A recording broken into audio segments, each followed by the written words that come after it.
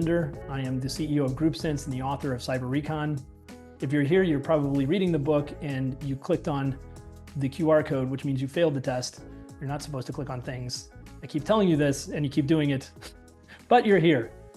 And today I'm here with Joanna Burkey, and I want to talk about her and her mission and why she's in the industry.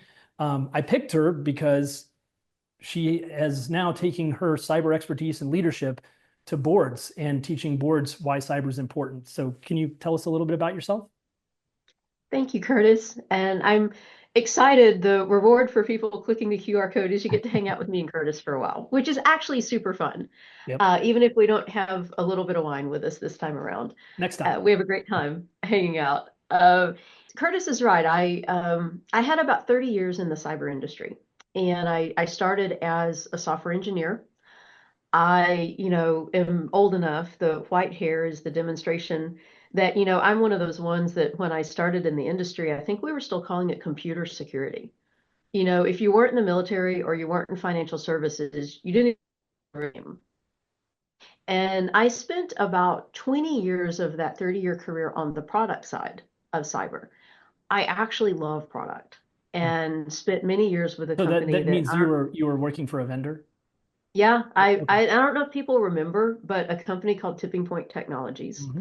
Yeah, I of was course. with for ages. We were The pioneer of developing the intrusion prevention system, yes. exactly. And, it was us and ISS and SourceFire were all, those are a bunch of names, blast from the past, right? So spent a long time on the product side, and I had the chance, got an offer to go be a regional CISO. And I remember thinking, I don't really have a huge aspiration to be a CISO. It frankly looks really freaking stressful. Right. But if I go do it, I'm going to understand my buyer better. So I should do that. Turns out I should have done it years before to understand my buyer Right. better. Right. But I made the change to the CISO side and I actually never went back. I retired out after spending about 10 years in CISO roles, and I retired out intentionally to move into something else. I had spent the last 4-ish years of my operational career building a board portfolio, and I wanted to do that full time. So at the end of 23, I left my last operational role. I, at that time, was on 2 boards. I had a line of sight to potentially a third one. So I took that leap of faith. And fortunately, the third one did work out. And then later that year, a fourth one worked out. Wow. And that's what I focus on now, is sort of being the cyber and the tech person in the boardroom, with the intent that eventually it won't be the one person. We'll all be upping the Right. level of digital literacy in the boardroom. That's great. I mean, first of all, moving into a CISO role deliberately like that from a product side is a bold move and brave, and then I even had no further. idea. Yeah. I didn't know what I was in for. That just speaks to your character, just jumping into something like that, and for a good reason. And I guess, I mean, we were talking earlier, it wasn't always simple either. You didn't exactly know how a board worked, I guess, and neither did I until I started the company, right? But tell me about that. I laugh now. I'm not sure it was funny at the time, but really at the time, I didn't understand how badly I had done. For a couple of years in my career, I did terrible in the boardroom. I thought I was doing great, but I look back and I go, oh my word, Joanna, you did terrible. And I did terrible because for a couple of years, I didn't really understand why the board was there. Mm. I was doing these CISO roles. When I was a regional CISO, I didn't ever go in front of the board. Then I took my first global CISO role, and they're like, okay, you're going to be in front of our board now. I'm like, great, right on. And my mindset was, the board wants to know as much as possible about what I'm doing. Me, me, me. This Right. is all about telling them what Interesting. I'm doing, getting support for what I'm doing, getting Right. investment for what I'm doing. Again, me, me, me. And I would roll in there and I would just talk about cyber, my program, what we're doing, why it's important, what you need to know I've about seen what we're this doing. exact thing play out. Yeah. Yeah. And it's human nature. I get it. It's totally human nature. If no one ever tells you otherwise, of course that's what you're going to default to. I lead a function, I'm going to talk about my function. Turns out the function is really only interesting in terms of the broader business. If the board that you're talking to doesn't understand how what you're saying fits into the purpose of the company, the value prop of the company, the target market of the company, the Right. company's strategy, then you're just giving them a bunch of interesting facts with no way to place them Interesting. into their filter of the Right. enterprise. Did they ever give you feedback about this, or did they just say good job, and then you until you got into a board and had this happen to you, you were like, why didn't they tell me? Like, Nobody ever told me. Like, and I kind of wonder, I don't think anyone around me was trying to undermine me. I think everyone just thought this is what happens in the cyber segment of the boardroom. The cyber expert rolls in, says a bunch of stuff that most people don't understand, and everyone goes, "Oh," and then, they ask about a recent Wall Street Journal article, or they ask, mm-hmm. "Here's the top 10 questions I read on NACD." They Right. ask their questions, no one understands the answer, and the cyber person rolls out, and you Wow. repeat it the next quarter. This is what happened for years between Wow. CISOs and the boardroom. What was finally the light bulb for me was actually, before I joined any boards, I had the opportunity to join a program. It's still offered. It's called Accelerate by the National Association of Corporate Directors. And the purpose of Accelerate is to train the next generation of board directors. Wow. And Okay. I didn't know that existed. it's actually super cool. It's a Right. 9 module online video series. I took half a Saturday every week for, a couple of months and did this course, and it teaches you what the board is there for. And what I learned in this course before I had ever sat on the other side of the board table was the board is there to oversee long-term value creation in an enterprise. Yep. That means making sure the right senior executives are in charge, making sure the company is resilient, has things like succession plans, has business resiliency, has a strategy. And the board is looking out for the fact that, senior executives are rightly so in a publicly traded company, very quarter over quarter driven. Of course. That's the Yeah. system we have created. It's just how it works. Yep. So the board is there to counterbalance that with the long-term view. Interesting. Okay. So everybody presenting to the board should be thinking through the filter of what do I need these people to know so that they make the best decisions possible for the entire company? Not for Right. me, Right. not for my program, Well, we were talking when we not were talking in the beginning. I joked about you writing a book. I think that would be an amazing book. That would be an amazing book. At a minimum, we need to do more of these because I think, CISOs, at least self-reflective CISOs who want to improve, need to hear this. I think this is really powerful stuff. it was the biggest light bulb when it hit me. Yeah. And when it hit me was not always is the cyber program getting maximum possible investment necessarily the right thing for the company. Right. It's got to be funded adequately. It has to be supported adequately. It has to have a strategy that fits into the broader business. That's the right cyber strategy. Right. So if you're filling the board in on what they need to know to guide their decisions, that's a totally different filter than just, here's what I want them to know. Right. It's instead thinking, what do they need to know? Right. That's great. That's great. And so, coming into this new sort of world where you're up basically leveling up cyber of these boards.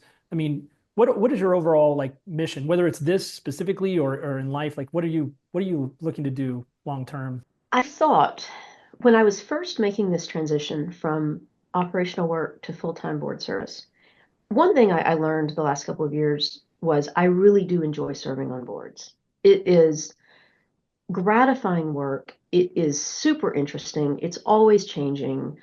Some people don't love it because you're no longer operational. You're no longer rolling up the sleeves. You're no Right. longer in there doing it. Some folks really miss that.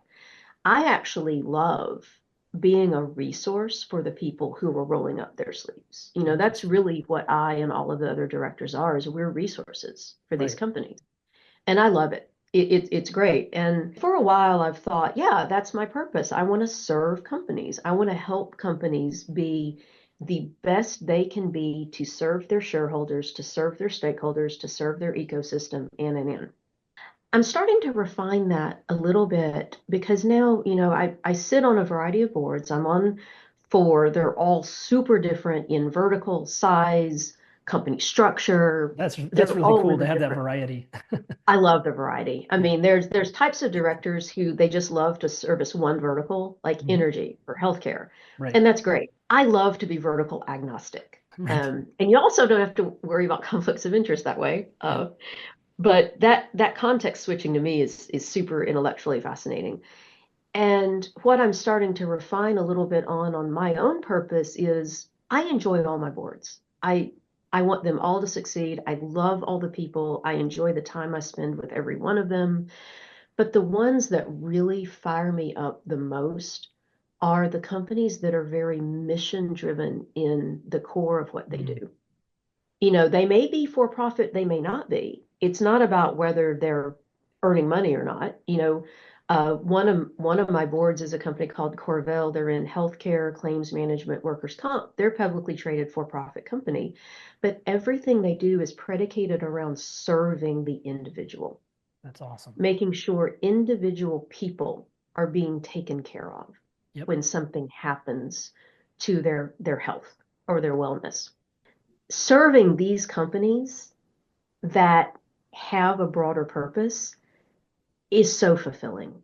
And I see myself, now and over the years, more and more embracing boards that get me close to companies with a mission. That's And, they can be such a private, beautiful public, thing. not for profit, whatever size. Right. But that's where I really see a lot of fulfillment in the That's years to come. incredible. And what you use the word that I use quite a bit in the book, which is purpose. Mission is another one. One of the things when we built the company, and I talk a little bit about this in the book, but one of the reasons, the way we built the business was sort of outcome focused for the client. Yep. So there's a lot of software being built in the industry and in the cyber intelligence and digital risk industry included, but all sectors of cyber that provide data or information, high volume, that companies can't use. Basically, it's like it's unusable, or a Hmm. lot of the companies I often refer to like the cyber poverty line, like the companies Oh, yeah. fall just under the cyber poverty line, meaning they could probably afford the software, but they can't afford to operate it. Right. And What are they going to do with it? what are they going to do with how do they Mhm. take that data and drive an outcome in the organization? And that sense of mission and purpose is why, companies like GroupSense exist. And, Yep. and that's sort of our mission, if you will, is every single employee would tell you this. If you cornered them and said, what do you love the most about working at GroupSense? And they will tell you, we drive outcomes and we take care of our Yeah. clients and we make sure if we're sending them something, we make sure they can use it. If they can't, we'll help them. Right. And Exactly. it's There's a amazing. so what to what you're Right. doing. And Right. that's what I love about this industry. Yeah. This industry is full of people who are purpose driven. Yep. If they weren't, they wouldn't put up. I mean, I probably didn't have to go white this, It looks as good early though. as I It's like a did. cool Thank accent. you. Yeah. Yeah. This is cybersecurity right here. Probably could have gone into another field and staved that off for a little while, but this industry is full of that desire to serve, which I love. Yeah, and I talk about that when I talk to students at universities that are getting into cybersecurity. I kind of joke with them and say, it is a unique industry because it's one of the few private industries where you have an enemy, not like a Yeah, you're at competitor. war. You have an enemy. You're literally fighting You're a fighting. battle. Yeah, but then I follow that up with the enemy has unlimited time and resources, and you have $5. Good luck. Congratulations. Right. So Yep, you that's a really good have to want to be summary. here. I mean, you really have to want to be here, right? It's You hard. really do. Right, Yeah, right. yeah. If you're just in it because you like to win and you want to win every day, no. You're I gonna mean, burn even out. just we could spend a whole little podcast on how you define winning Right. when you're a practitioner because it's hard. Well, and I get that question even in our ransomware response business, which is so hard to answer. It's like, what percentage of the time are you successful? And What is successful? well, that really is up to the client what success means, and it's so subjective and hard. It's a really hard question to answer. But Yeah. so what's next for you? Are you going to just keep doing boards are you going to get some more than four? I'm always super conscious of two things now in my board service. And one is maintaining my relevancy. Mm, You know, you have to be evergreen in the mhm. boardroom. Yeah, Bringing in knowledge that was current 5 years ago, you're not doing the right thing for the shareholders right. who are literally paying you, you know. So I spend more time than I ever have in my life on my own continuing ed and my own relevancy. That's And cool. I focus a lot of that these days on AI and digital transformation. You know, I work with enough clients and companies that my cyber knowledge stays pretty up to date, but I'm actively learning all I can about these other things. So, huge amount of time maintaining my own relevancy, making sure I'm not overboarded. 4 is a good Sure. amount. There's one private, three public. That's a great amount. Any more than that, I think, is too much Yep. because at the drop of a hat, you can have an activist come out of the woodwork, or you can have M&A activity, and all of a Right. sudden you've got daily meetings. You need Right. to surrender a Saturday evening to an ad hoc call, right? Right. So right now, I'm focusing on how do I be the best director I can be. There is maintaining that knowledge, maintaining that relevancy, making sure I have the time and the bandwidth to serve my companies in the way that they need me. And, I think this year, next year, I really want to learn what being an optimum director looks like That's awesome. and see where that leads. Well, and hopefully that becomes a book, right? It might, or maybe we just There's do no a quid web. pro quo though. You don't have to have me in your book. You know, Who's going to ask me the good questions? right. That was sort of passive aggressive on my part, but Yeah, noted. I made a note. well, thank you. I mean, thank you for this. I think it's really useful, especially for current cyber leaders and CISOs, that what's next for them. And also, I think it was really enlightening about how to be a great board member and what that means. I think that's going to help a lot of people. So thank you for joining me. And Kurtis, thank you for putting your words out there. What you're doing and the purpose of what you'll do at Group Sense is absolutely something people need to be aware of. So That I means a lot. appreciate the chance Thank to you be so a small much. part of it. For everyone else, if you didn't get here by failing the test and clicking the QR code, you should buy my book. It's Cyber Recon, and you can get it on Amazon. You can get it at Barnes & Noble. So thank you.